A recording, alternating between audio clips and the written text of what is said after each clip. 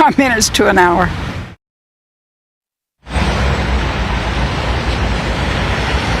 And she is not alone. A lot of people I spoke with say the same exact thing. And she told me she didn't actually see the accident, but the kids in her car did, and they described it to her as a propane tank. Again, nothing is verified if it was a propane tank or not, but from the pictures you see on your screen or you just showed over there, it doesn't really seem like it, but I'm not one to speculate on that. But coming up, we're going to see from more people who are experiencing traffic delays. Oh, also, I reached out to FHP, who is the lead investigator on this case, and I'm trying to find out if there were any fatalities or anything of the such here, but we'll be working to keep those answers for you, both on the air and online.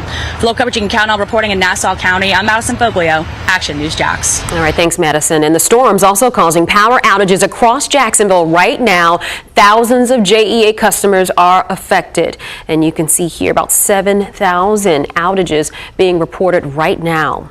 New at 4, we have some new video showing an officer wrapping up his own leg after police say he was shot by an armed robber. This is Officer Luis Mercado. The last time we checked, he was in the hospital recovering and is expected to be okay. Now, police say that officer fired back and killed the suspect. This shooting happened in the Harborview area of Jacksonville. Police say the suspect was robbing the Family Dollar on Norfolk and Williamsburg right when it opened at 8:30 this morning. JSO says a customer overheard the suspect to yell to the clerk, "Give me your money or I'll shoot you." The customer called JSO and then a masked suspect ran off.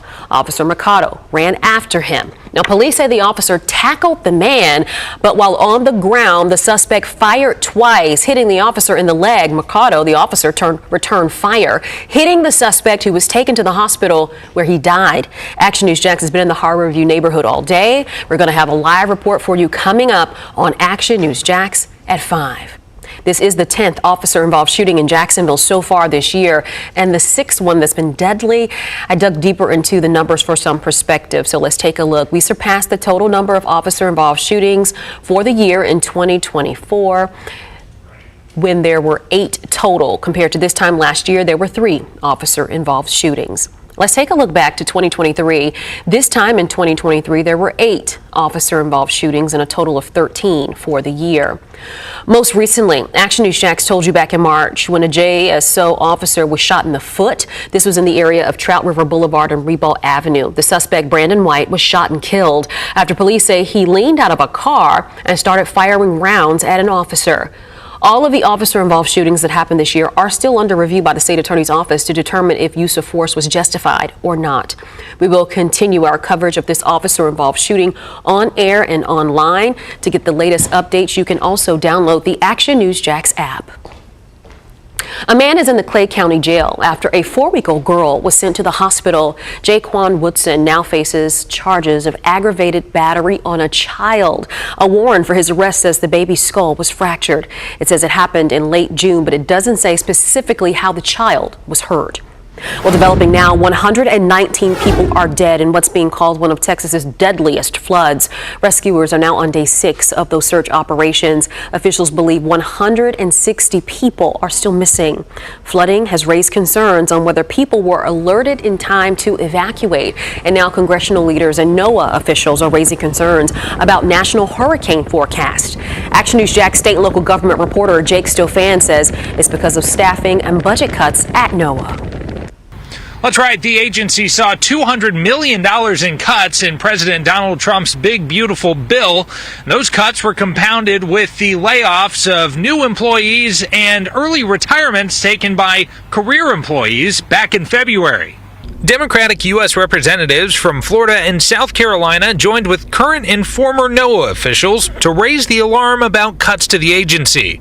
Due to staffing reductions earlier this year, they say NOAA's Florida facilities are understaffed between 20 and 40%. Those staffing shortages have resulted in a reduced ability to launch weather balloons that can help forecast the track of hurricanes. NOAA's also lost about 50% of researchers qualified to fly on Hurricane Hunter planes, who are responsible for recording recording and interpreting the data collected. The Trump administration's also frozen $400 million included in the December disaster relief bill intended to upgrade and purchase new Hurricane Hunter aircraft. All of those cuts, according to former branch chief of the National Hurricane Center's Hurricane Specialist Unit, James Franklin, will immediately make it more difficult to predict hurricane tracks and intensities. And it's going to be really hard to know in advance. So what that does is it just lessens the confidence that we have that any particular forecast this season is going to be accurate, because we don't know when those holes are going to turn out to be significant. Now, we reached out to NOAA, and a spokesperson said they don't comment on personnel matters or speculate on future events. Coming up at 5, you'll hear from Chief Meteorologist Mike Burrish about the tools the First Alert Weather Team uses to provide accurate forecasts despite any changes that may occur at NOAA. For local coverage you can count on Jacksonville Beach, I'm Jake Stofan, Action News Jax. And let's take a look at what Carey County, Texas looked like before and after the flood. Texas Senator Ted Cruz is asking leaders to install flood sirens along the river. Maribel Gonzalez reports that law enforcement officials want people to not interfere with cleanup in case missing people could be under the debris. It's all hands on deck. Everybody we got are out here, but also we have additional 2,000 plus people helping us. With each passing day, the death toll and number of missing grow painstakingly higher. Nothing is going to change for us. We're going to continue to search and look to try and reunite families. The delicate, emotionally taxing operation made more difficult, officials say, by onlookers. People coming here from outside the community and people within the community who want to go sightsee. We are using very heavy equipment, excavators, skid loaders. We are looking for anything of a sign of a person that may be within this material. There's also a search for answers over the county's handling of the emergency. Kerr County's sheriff pressed today over a local news report that a code red warning requested by a local fire commander was delayed for hours. The dispatcher says, I have to get a supervisor's approval for that. Almost 6 hours passes until 10 o'clock, 10:04, when the code red is issued. How do you account for that lapse of time? We're going to get that answer, and I know that's going to be asked over and over. Please understand that. We're not running. We're not going to hide from everything. That's going to be checked into at a later time. I don't know that time. Texas Governor Greg Abbott, who toured the devastated area yesterday, said the emergency alert system will be addressed during a special session of the state legislature later this month. In Kerrville, Texas, I'm Maribel Gonzalez reporting. A heads up for Clay in St. Johns County. The Shands Bridge is expected to reopen tomorrow morning. As of noon today, the crews were doing maintenance on the bridge. We'll keep you updated on air and online when it reopens. New at 4, Florida Sheriff's Office warning teens about the dangers of so-called door-kicking challenges. This is video of 2 teens in DeBary, Florida, kicking in a neighbor's front door, and then you're going to see them run off. The Volusia County Sheriff's Office says the teens are facing a felony burglary charge for this. And when they asked one teen why they did it, they said they were just being dumb. You were being kids trying to have fun? It was just being dumb. It wasn't responsible looking like holding up. Besides going to jail, the Sheriff's Office says people shouldn't participate in this challenge because it could become dangerous if the homeowner were to start shooting to defend their home. Action News Jax told you last year when 2 local kids were charged for randomly kicking in doors in Atlantic Beach. I'm First Alert Meteorologist Trevor Gibbs. Very intense thunderstorms continue this afternoon, shifting a little south and west now of Jacksonville. Also some more storms now developing in St. Johns County. We'll show you your futurecast coming up in the next few minutes. Coming up on CBS 47 Fox 30 Action News Jax at 5, drivers stranded and cars falling apart. The rise in heat-related mechanical issues. And next at 4, impersonating a former Florida senator, the fake messages that were sent to government officials.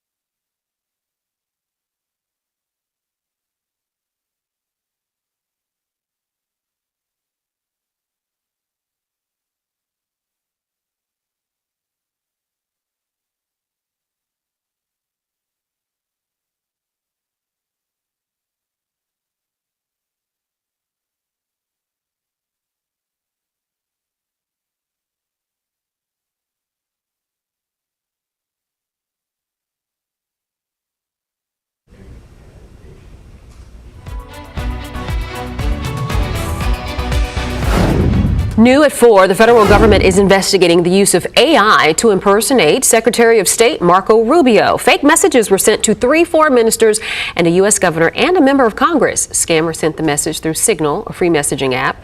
Experts say this is raising some new concerns about national security. If Marco Rubio calls someone up and the person believes they're talking to Marco Rubio, or even if they get a voice message from Marco Rubio and it says, the policy of the United States is this, but that's not actually the policy of the United States. That's a big problem. It's not clear yet who is behind the messages. In May, someone pretended to be White House Chief of Staff Susie Wiles. The State Department says it's taking steps to prevent future incidents. The amount of Florida teens who say they carry guns jumped significantly over the last 2 decades. A new study in the journal Pediatrics found 6% of middle and high school students admitted to carrying a gun in 2022. That is a 65% increase from 2002, when the number was just under 4%. It also found that girls are more likely to carry guns compared to boys, and middle schoolers are carrying guns more than high schoolers. The study did find that fewer students are actually bringing the guns to school. That figure dropped from around 1% to less than 0.5% over the same 20-year span. We are bringing you information on products and how you can save money. Here's local steals and deals. I work very late hours, and sometimes I get home, I feel a little uneasy. Sure, I have an alarm for my car, I have one for my home, but now I have my very own personal portable alarm device. It's from Bellbird, and I love this. All you do is double-click the button or pull the pin, and it will create awareness wherever you are. It gives off 130 decibel sound. That's equivalent to a jet engine taking off. Not only that, it has a flashlight and a blinking light, so the combination of sound is going to get the attention you need. All you do is charge it. You get 82 consecutive minutes of charge, and it comes with chargers. Not only that, it comes in these fun styles and patterns that you can share with your family. I picked one up for my daughter in college. She walks late at night on campus. It gives me a peace of mind, but not just her. Think about that school-age child walking home. Now you just put this on their backpack. No spray, no mace. This is safe. If you're looking to give a gift to your loved one, thoughtful gift, this is a way for everyone to feel safe, be seen, and be heard. And today at localsteals.com, you get a box of 2, and they are under $20. It's such a great gift. Whether you're out walking the dog late at night, or maybe you're in that parking garage, you always want to feel safe and secure, and all you have to do is press that button. All you do today is head over to localsteals.com. It's under $20, 75% off. Check it out today. New at 4, the Jacksonville Zoo marking a big step towards helping an endangered species make a comeback. The zoo announced it has released over 24,000 Puerto Rican crested toad tadpoles that were raised at the zoo. The tadpoles were released in Puerto Rico and are the country's only native toad species. The release nearly doubles the program's total release numbers to over 51,000 tadpoles since 2011. Certainly a stormy afternoon across northeast Florida and southeast Georgia right now, with the most intense activity shifting a little south and west of Jacksonville, but still plenty of storms around. After several hours of a real intense storm over Jacksonville and Duval County, you can see that's lessened up quite a bit, but there is still some light rain along the west beltway of 295 and some areas of light rain as well now still on Jacksonville's south side. But south and west, along and south of I-10, along Highway 301, a torrential downpour with these storms. Extremely heavy rainfall. Plenty of lightning as well, over 600 lightning strikes in this view within just the last 10 minutes. And this isn't really moving all that much. And in some cases, some of these storms are colliding with one another, which is going to produce even more rain. So flooding, certainly a concern with some of these thunderstorms. Please take it easy on the roadways. We've got a real heavy storm right over Penny Farms. You can see all those lightning strikes there stretching to Green Cove Springs, with some rain rates that are as high as 3 inches an hour, which is extremely heavy rain, even for our part of the country. And you might have felt it's really humid this morning, really humid into the afternoon. There's a lot of moisture the atmosphere has to work with today. And that's the same story along I-10, stretching from McClenny in Baker County out towards Columbia County, Lake City, seeing a lot of lightning too.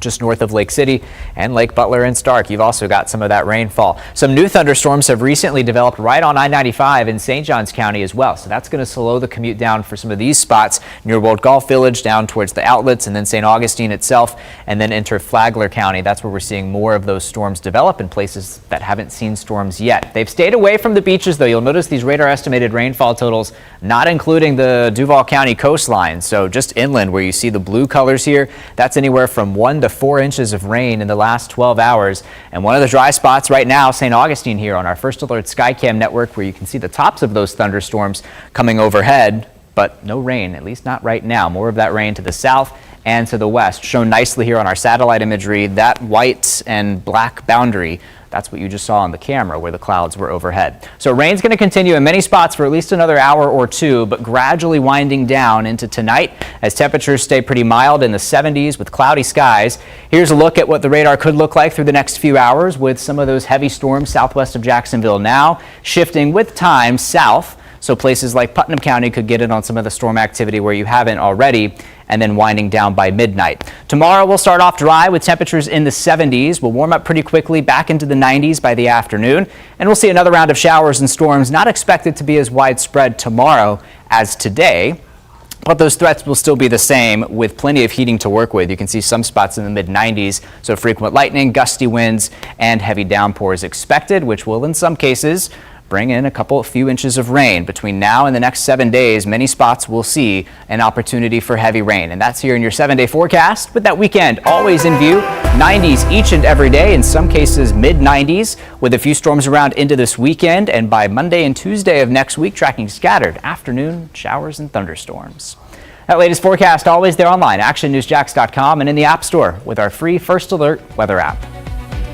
Coming up, extra income, the numbers behind side hustles that are becoming less popular.